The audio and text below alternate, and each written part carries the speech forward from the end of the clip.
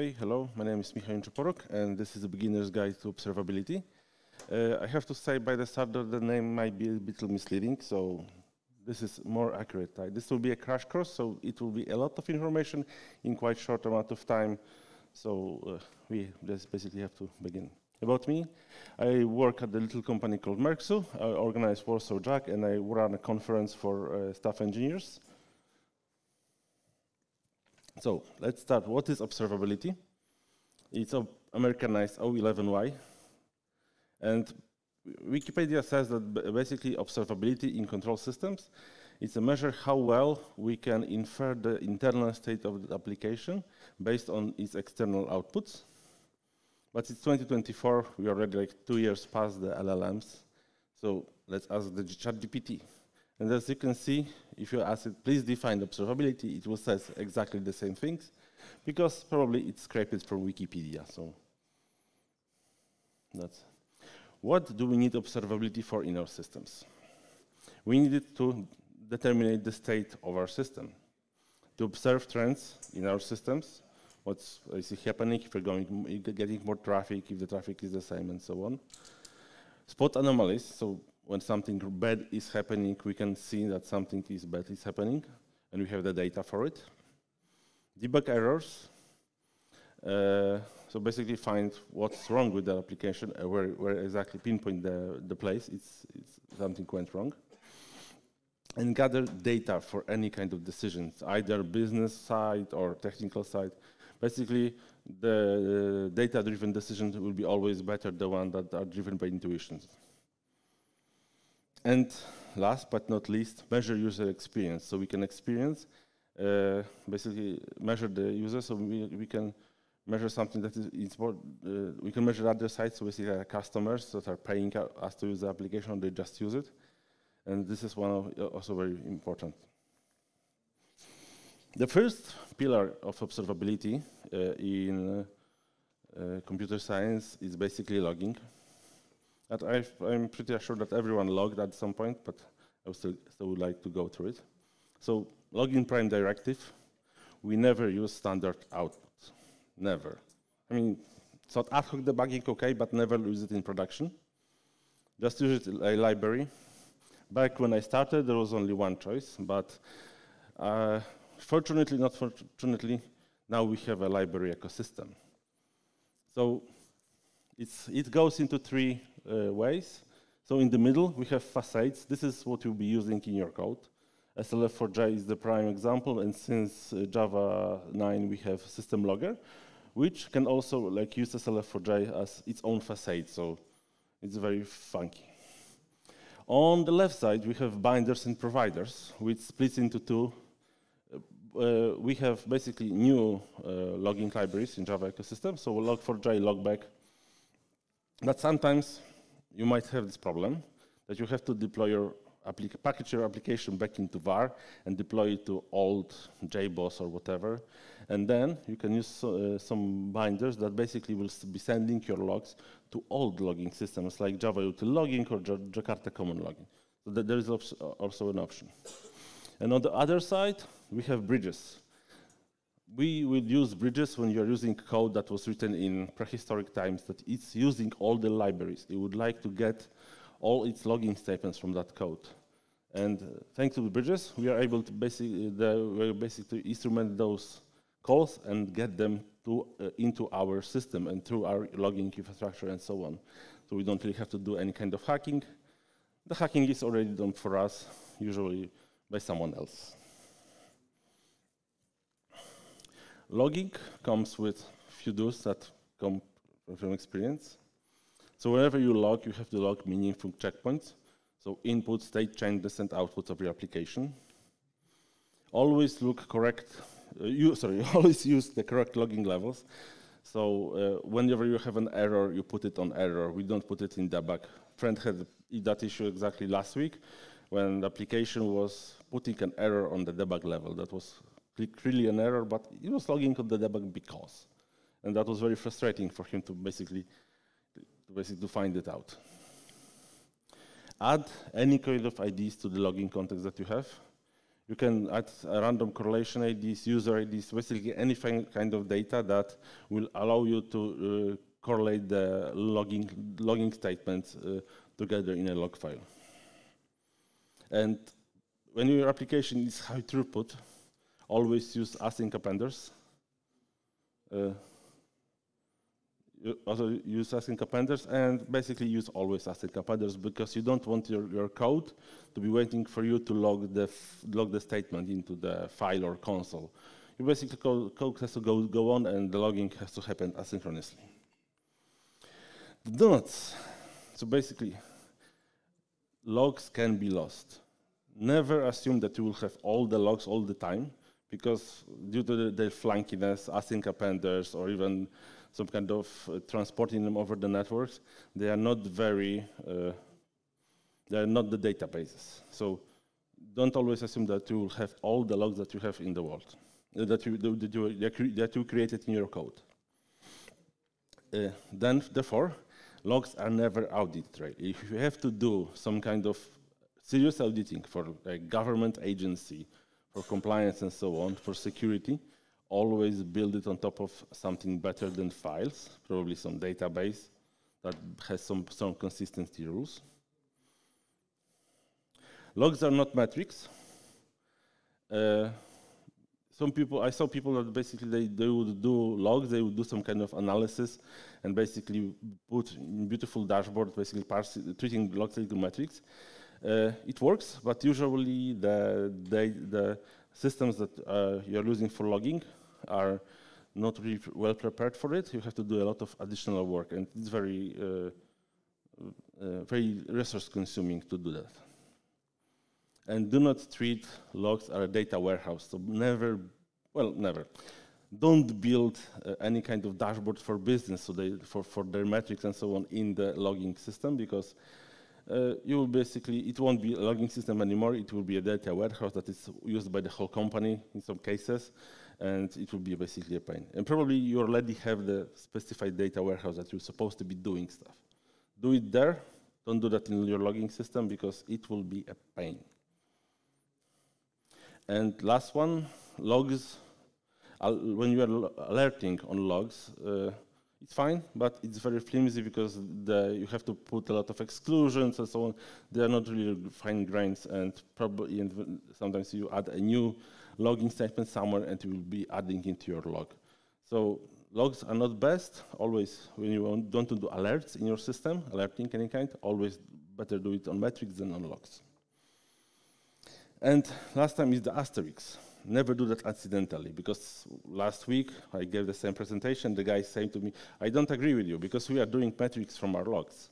But they're doing like on purpose. They know that they're doing it. They have to do some kind of procedure around it. It works for them. It's fine. They are doing that for 5 years. So they did it, but they didn't happen accidentally by the way. They do it, it's like a conscious architectural decision. So that's the asterisk here. And the last big don't, thanks to Piotr Przybył, basically do not log any personal information, secret session tokens. So anything that should be not revealed to the world, it shouldn't be in your log files. And there is a big list of us logging cheat sheet that basically states all kind of stuff, and it's quite long, so it's not here. Okay.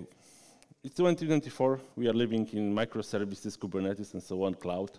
So we don't want to go from one machine to other machine and get the logs, then correlate on our end. We want to centralize them. We want to get all the logs in the same place so we can easily search them.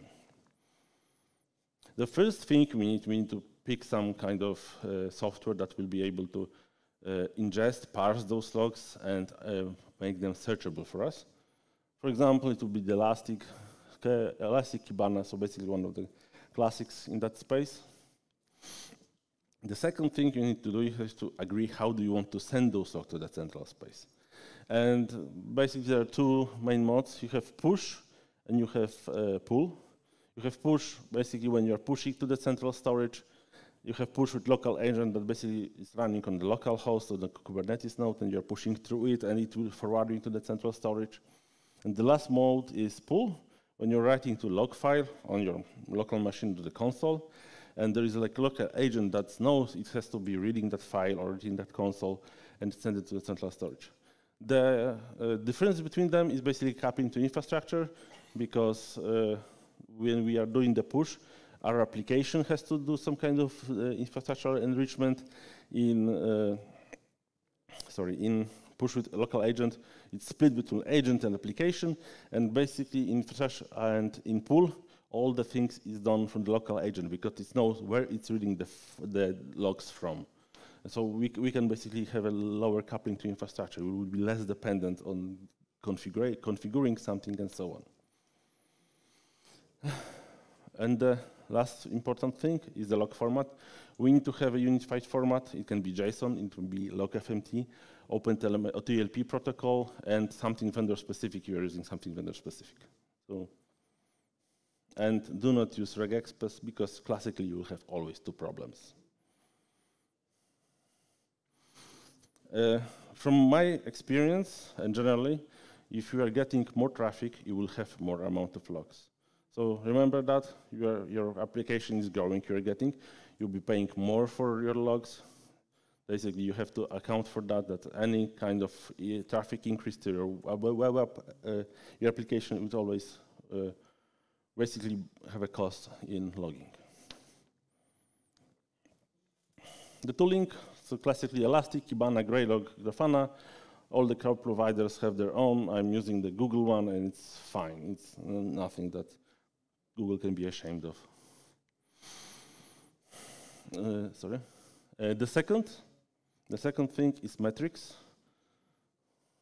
Metrics are basically numbers indexed over time with an additional multiple dimensions, so they are basically time series. And to store those time series, usually we need a time series database. In this case, I use Prometheus. It's fine, it works very well for us, but we don't have it at large scale. The second thing here is the same.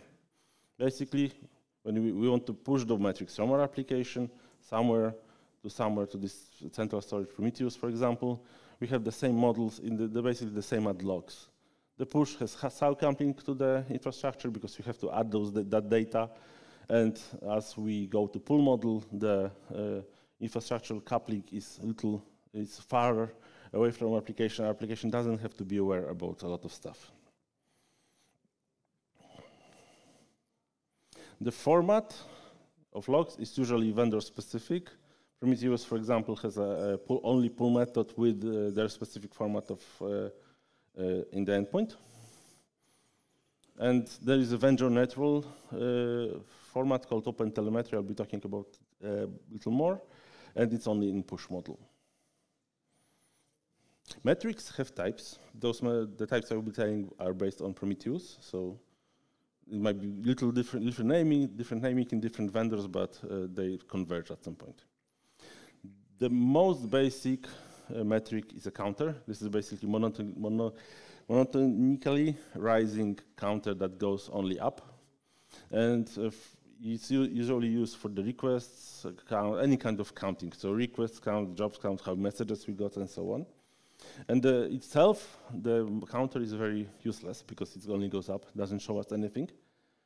If we put this kind of metric into Grafana, for example, Grafana is nice enough for us to say, hey, this is a counter. You can calculate a rate of it. So after we do the counting, we can see what was the change of the counter in the intervals between. So we basically have on the left, on the vertical axis, we have the rate of the change. And on the horizontal, we have time. The next type is gauges. Gauges are different from counters because they can go up and down.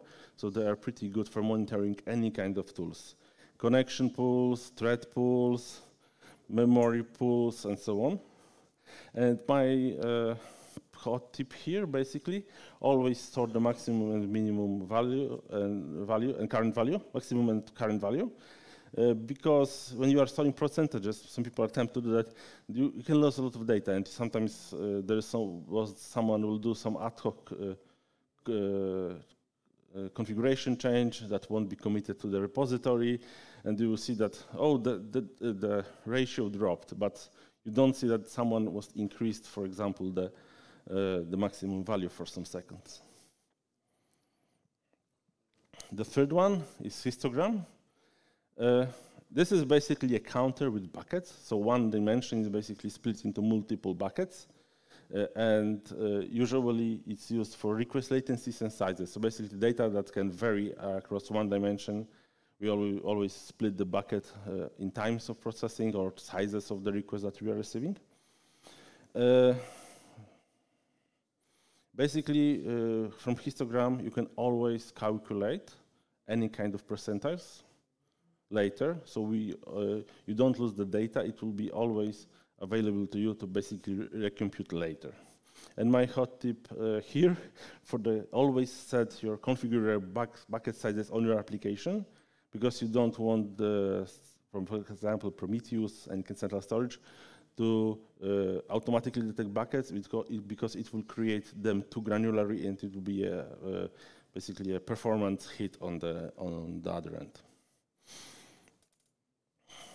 And the same with Grafana. It's also the same when you give it a selected metric with the bucket. Grafana says, oh, you can basically calculate aggregated quantile, so percentile, using this function. When we click it, we have this function, and then we basically have, in this case, this is a very stable graph, as you can see. That it was latency, so it's 100 something time. Yeah. And the last one is summaries. They are basically like histograms, but they're not with the buckets, but the percentiles. So basically, the percentile is already calculated on the client side before the metric is sent to the central storage. And it's lighter for the central storage because it already knows the percentiles, but the caveat here is that basically it's percentile per each scrape target. So if you do some kind of summarizing and aggregating them, you might lose some kind of resolution.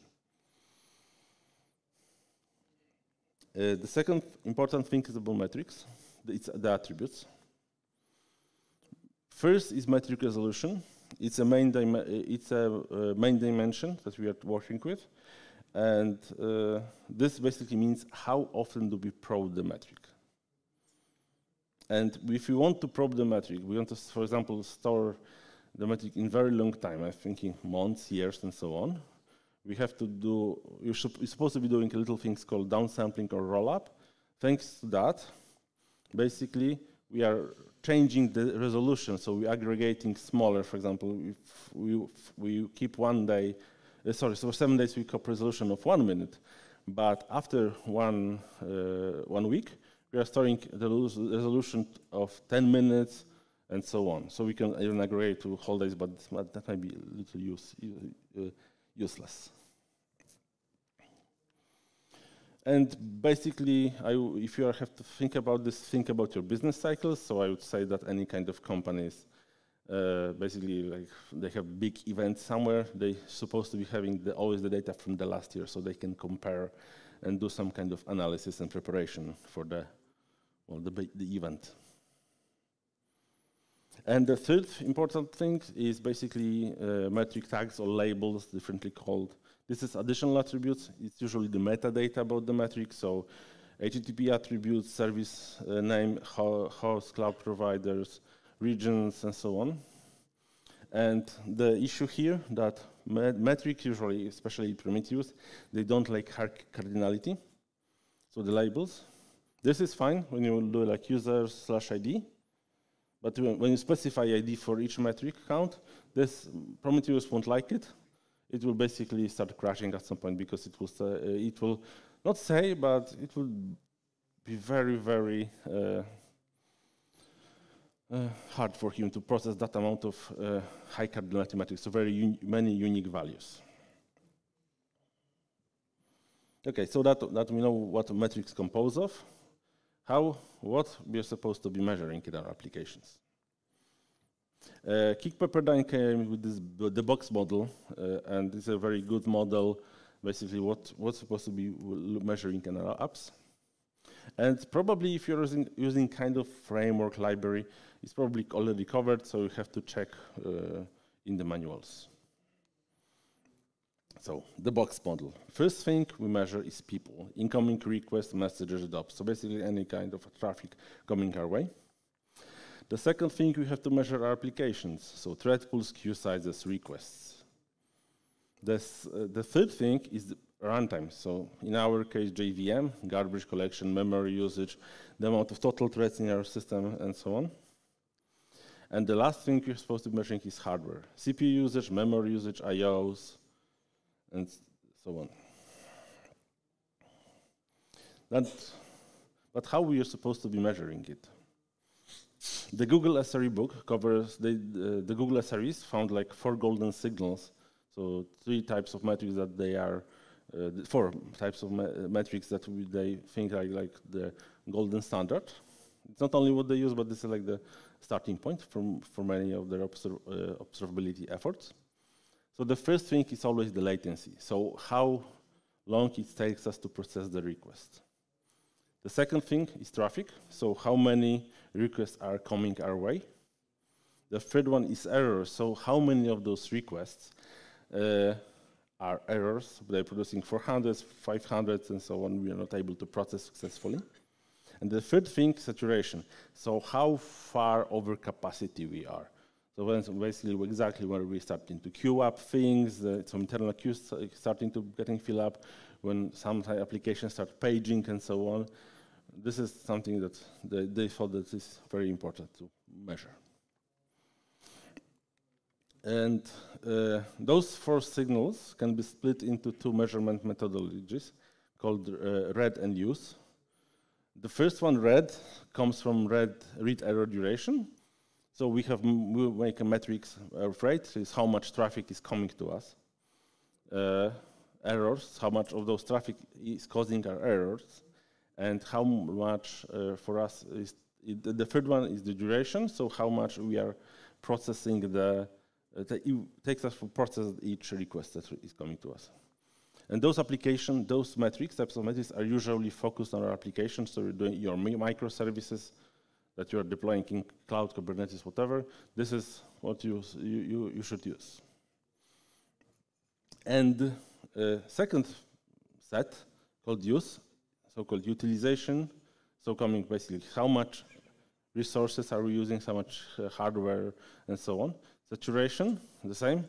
How over capacity we are. When we are starting to queue things, the load is going up, when we are starting to write to the page file, and so on. And the third one is errors, so basically any kind of problems with that we are noticing.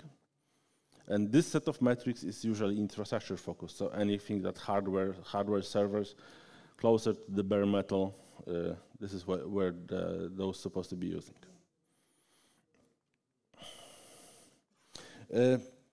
But this is a lot of metrics, but what if we, as developers, would like to have like one universal metric that will tell us what is the state of our application. So there is a such metrics, it's called Abdex. They have an Abdex alliance that, of course, converged by the observability vendors. And this metric is more user experience focused, and it measures the satisfaction of the user. And it's a single number, so there are caveats that I will be speaking to that later.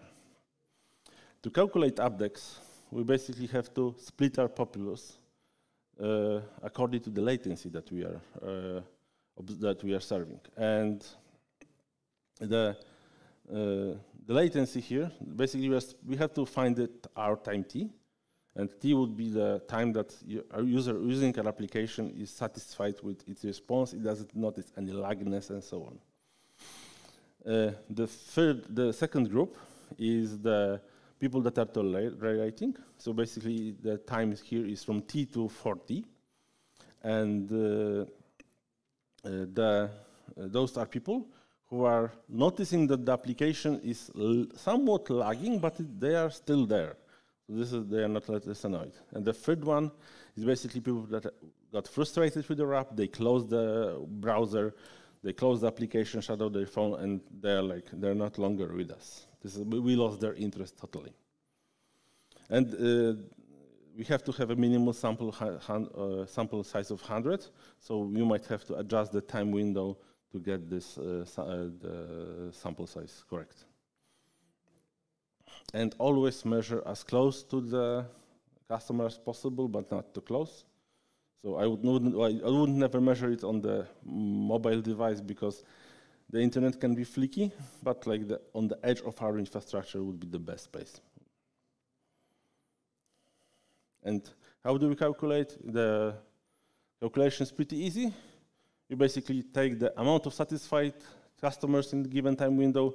We added the half of the tolerating ones, and we divide by the total count. And thanks to that the simple calculation, we get the result between 0 and 1. And the interpreting is very, very easy, because anything above 0.7 is considered that we are doing okay. And usually you want to be in the good, so 0.85 to 995. Anything below 0.7 is basically that something is wrong with the application. We have some kind of problem somewhere, and we are supposed to be investigating. And Abdex has, since Abdex has some caveats. So basically, it's a very generic metrics. It hides details. So it's one number, so it cannot show you all the richness of all the calculation done behind it. It's something you have to monitor, not always, but when you're changing something. So you know that your deployments affected the experience of your users somehow. In my experience, you need to use it only to measure one functionality. We use it for listing and search. And this is where it's done very nicely because we are knowing when something went wrong somewhere and help us a lot with seeing that we are not breaking our system. And never rely on it like the only metric of your application, because what's the point if your application is loading fast but people are not buying stuff, for example. The next important things in metrics are percentiles. So, I broke the, sorry, I broke the, I am a bad person. I broke it on purpose. Yeah, so basically, I would like to say that we have to use the latency distribution is not normal ever.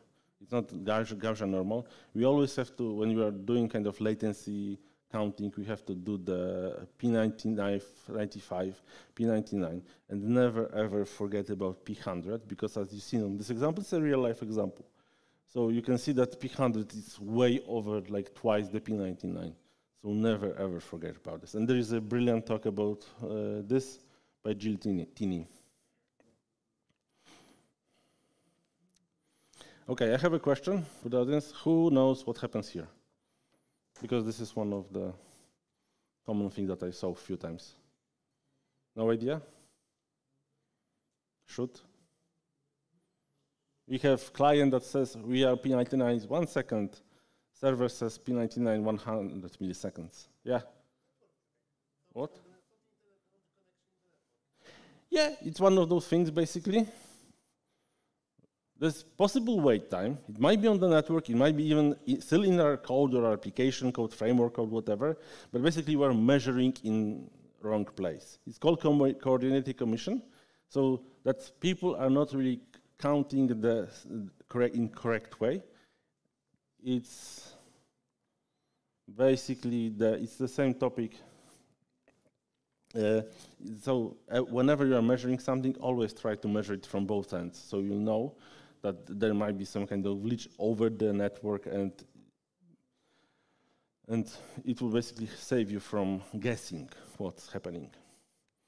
And it's also covered in the same talk as previous one, how not to measure latency by Jill. With my experiences and my lot of friends, I noticed that a lot of people, whenever they are storing a lot of metrics, because they are using Spring Boot or any kind of framework that allows them to generate a lot of metrics. So please don't do that. Always pick what you want to be using, because it will be costly for infrastructure at some point, because you don't really think about infrastructure, but it will cost someone, some team probably in your corporation, and they will be very mad, and they will talk to the CTO, and CTO then will do some kind of governance, and you will basically exposed to the costs of storing too much stuff. And those amount of metrics basically that you are not thinking about what you are supposed to be measuring. You are just taking the bucket and taking all of it with good or bad. It comes with. And from my experiences, when people work with metrics, they always develop assumptions, but they develop wrong ones. And the first most common that I encountered is that metrics cannot be lost. Yes, they can, because the scraping is not ideal. It's always happening in some kind of, for example, in distributed system at different times. The metric is generated at different times. So the metrics will always not be reflecting what exactly happened. It will be a very close approximation. And the second one comes from the first one, because we can lose metric somehow. People assume the metrics are not precise. They are never ever precise, because they have to work faster. So they do some kind of, even on the calculation, they can do some kind of basically do the arithmetics on doubles, not on big numbers, big decimals. Right. So there's that. Who can tell me what the graph will look for metrics?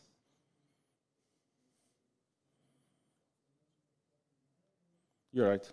You're never going to get, well, it can be small, but it won't be like almost linear. The more traffic you get, you always, from the same infrastructure, for example, you will always get the linear amount of metrics, always the same amount number, because you're reading at them constant rate from the same sources all the time. And here is my little example when we had missing index that was there, but wasn't working. And after removing and adding the index, our processing showed up basically. It was like, I don't know, 20, 30 times faster or something. So one of my favorite examples ever. The tooling here, there's like a classic Prometheus plus Grafana. Thanos is a long-term storage for Prometheus. Victoria Metrics that wants to position itself like an in-place replacement for Prometheus. Of course, Elasticstack has a lot of observability options. Libraries, Micrometer, OpenTelemetry has a lot of libraries for observability. And our cloud providers also has their dedicated metric storage tools and searching. The third pillar of observability is something called distributed tracing. So tracing allows us to basically see the life cycle of application.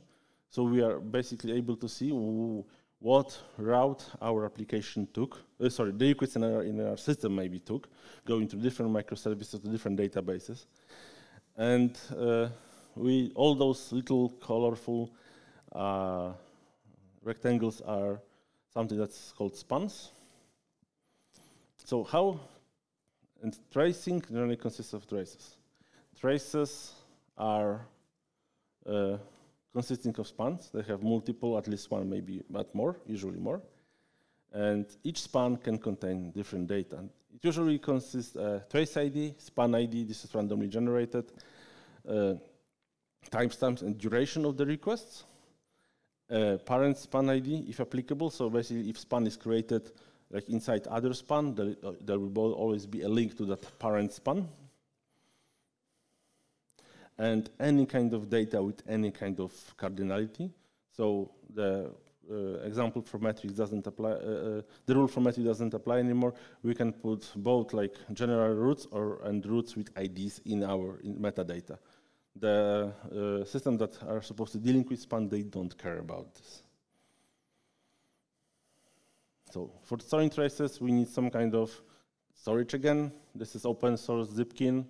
On the left side, you can see the whole trace. On the right side, you can see attributes from the spans. And on the top of the left side, you can see basically like a nice graph how long each request in different places took. It's not about this. With traces, the only model to push traces from our applications is push model, because if we would do that by pull, we would be losing too many traces, and that would be very pointless, because we need them for something for I'll be talking about later. And basically the same. Either we push to central storage, or we use some kind of local agent that will do pushing to the central storage for us. And another important component for traces, there are two ID formats, and they are usually the trace IDs formats are usually propagated in headers or any kind of metadata that's passing through the system. And the new one is W3C trace context. The old one is Zipkin B3. But most of the tracing systems that are live today, they support both. In distributed tracing, there is a very important concept of propagating the trace data. So the first important thing is propagating the trace IDs, span IDs in our system. And the second one, the exporting that spans that we created when the request is going through our system. So do that central storage we talked about before. So the first thing when we're doing about microservice, we have to remember that whenever the trace is coming with trace ID X, whatever request we are going out of our application, it will always have the same trace ID. The span ID might be different, but the trace ID have to be the same. So we cannot lose the data. It has to be passed in our system and propagated well. And the second thing is inside our microservices. Whenever we are using different threads to process the request, we also have to remember that this trace ID have to be done correctly, and that we're supposed to be losing the data, the trace ID somewhere in between in our processing. And the third part is basically the exporting of spans. So any spans that we create during the request, we are supposed to be exporting them to the span storage. And probably, if you're using some kind of framework library, it's probably already done, so you have to check your documentation. And about the propagation of traces in infrastructure, the most important thing is good if our proxies that we'll be using, service meshes, anything, know about that they have to pass some kind of the trace IDs, span IDs through them. And if they are doing some kind of their own export of the spans outside, that's an added bonus, but a not necessary feature. The most important thing that you cannot lose the headers, the data, the trace ID and span ID, because you will have a lot of unrelated spans that will look very strange. Okay, and when people think that we'll be tracing all our requests in our system, their heads are starting to hurt from the amount of requests they're receiving. So whenever we want to store the traces in our application, you can store all if you can afford it, if it's no cost for you. But it's not viable for most people. And we can help ourselves and basically start sampling. So we can pick the traces according to some rules, and it will basically give us statistically meaning image of our system and what requests we are processing. And we can even help the odds here a little. The sampling goes, there's basically two methods of sampling, so-called head sampling. So we do basically sampling whenever we receive the first span, and the tail sampling when we are making the decision basically at the end of processing the whole span or most of it. So basically, head sampling, we start at the beginning, we get a we get a new trace ID, we see, and we randomly roll dice. And we basically either pick it to our selection, we select it for processing, and we send it further, or we discard it, and any kind of trace that will come with this trace ID, for example, with the trace ID, we will be basically left and sent into dev null. The tail sampling happens at almost at the end, but sometimes at the end. And it allows us for custom behaviors, and it has some different types of sampling of the taste. We have different types of sampling. So the first type, basically throughput type, we define that we want to have X amount of spans per minute. This is a very good if we have a very steady flow of samples or application. For example, we have a quota at our vendor that we only can send fixed amount of traces in a second or in a month, and basically getting this steady approximated number of spans per second, for example, will give us this predictability.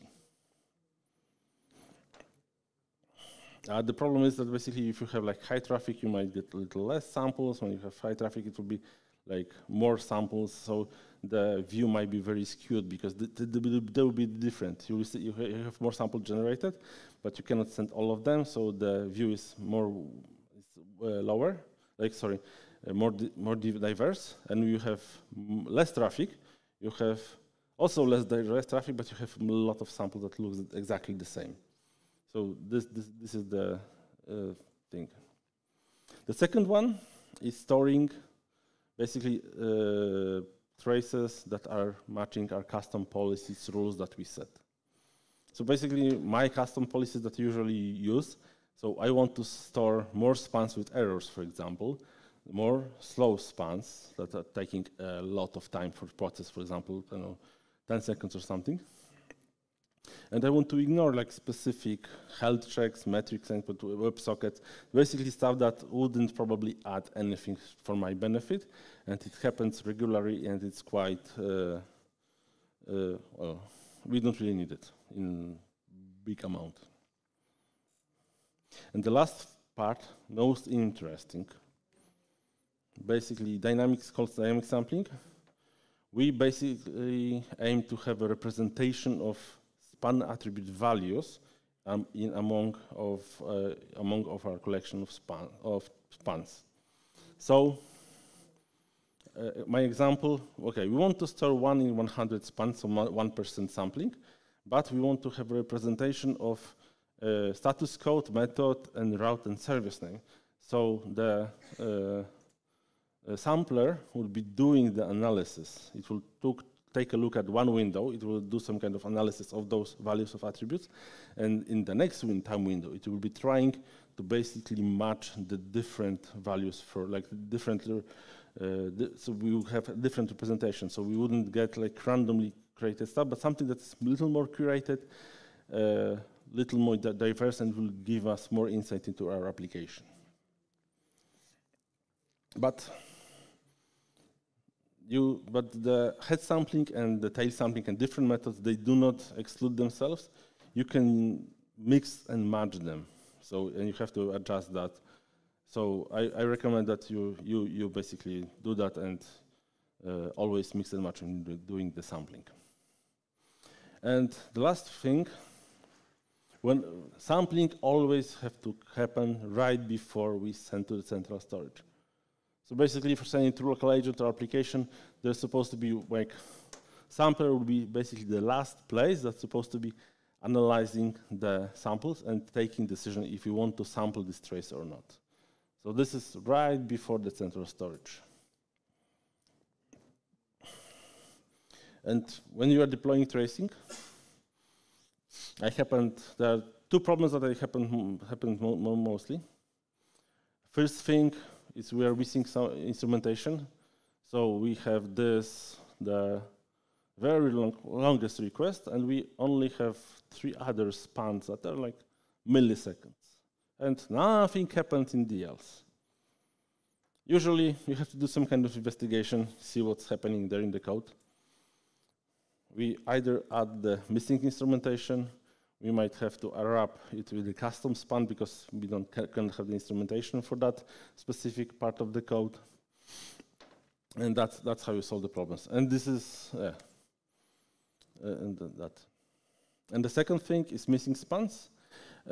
Fortunately, the tools that we are using are smart enough, so they will basically show that there's supposed to be some kind of span here, but I don't have it, and the same here, right?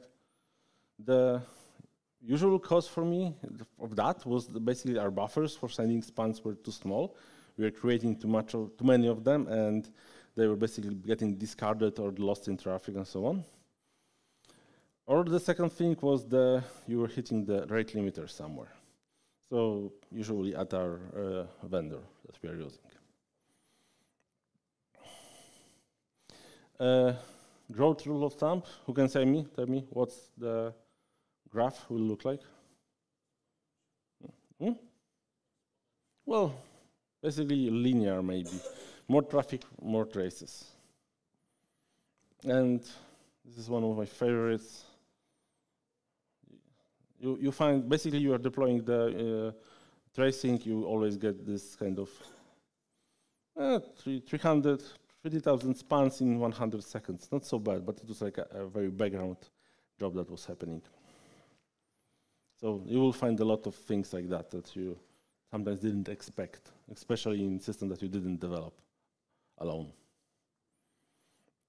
And my last tip, when put trace and span IDs in the logs, it will give you like a little pooler experience, but you'll still be able to correlate the different log statements from different services across your whole system. The tooling for the here is basically Zipkin, Jaeger, and cloud providers have their own variety of those. Okay, give me.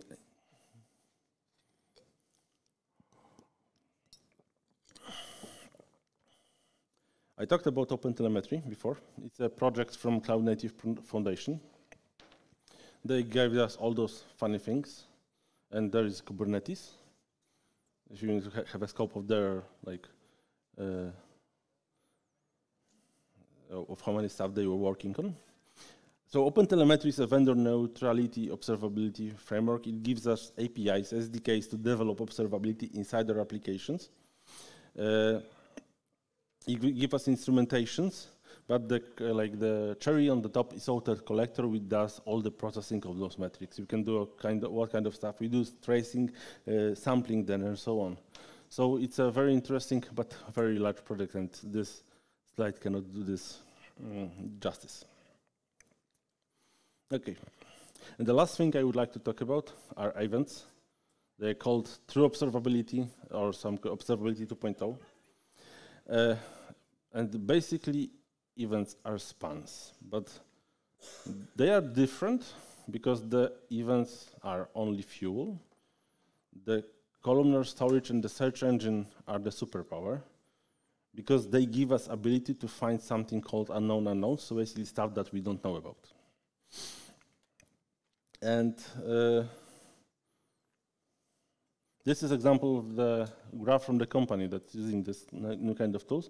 And they basically, when they migrated to this tool, they found one. This is one of the examples they found that was happening something wrong with the Postgres index.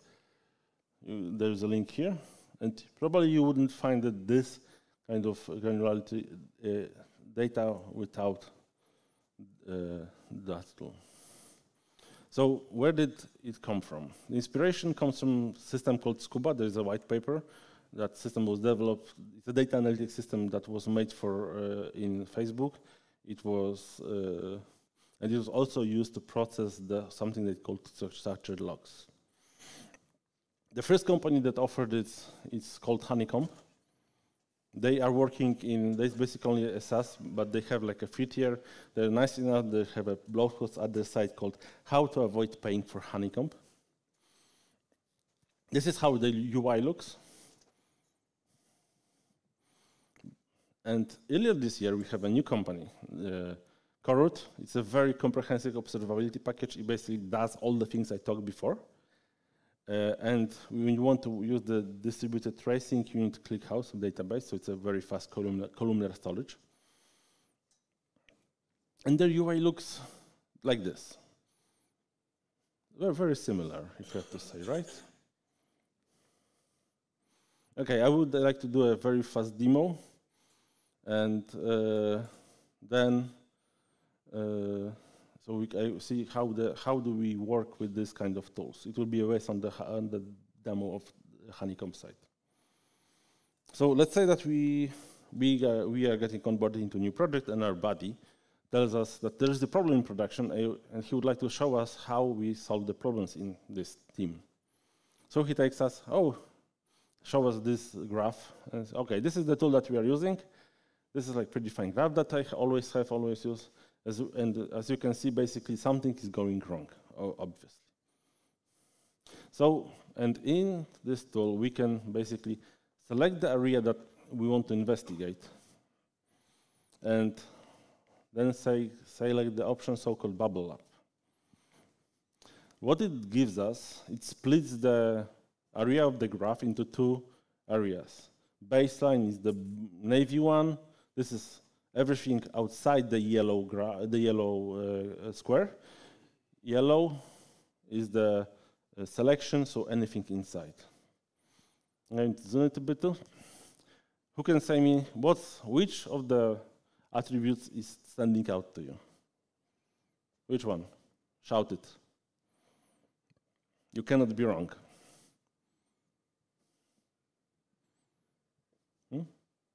Something that's way off than others. The second, this one? Yeah, I mean, there are multiple possibilities.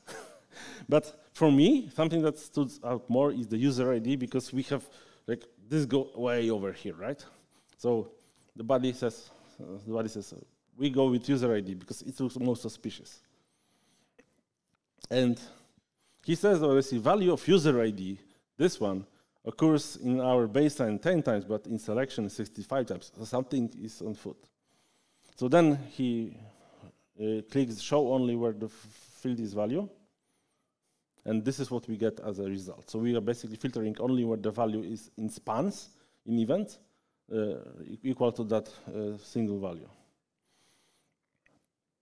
And then he basically clicks somewhere on the top, clicks the traces, and then we see this thing. Let me zoom a bit. Who can find the error? I have to say it's quite hard to read, but no one? Basically here we have n+1 query. So something happened, and he says, oh, I can see, we did this query, but see another nice feature. When we click the method that is above it, and then we will get this small graph that we can click. And then we will see that there is like more filtered issue. You can also see that the graph is going up for other calls of this similar method. And he says, oh, I see I don't know what exactly wrong, but no, I know the cause. Because he notices at the end this little thingy, triangle, that basically means that someone deployed the code that probably it was properly tested, but there was a thing and catch, and one user ID had that specific problem. So this is basically, jumped. So basically this kind of tools, they won't be doing the metrics and observability in the special way. Those kind of event tools will only help you debug problems in distributed systems, find the problems faster, and they basically find them faster and easier. And as last point, I would like to say that observability is something that you don't do once. It's an iterative and continuous process.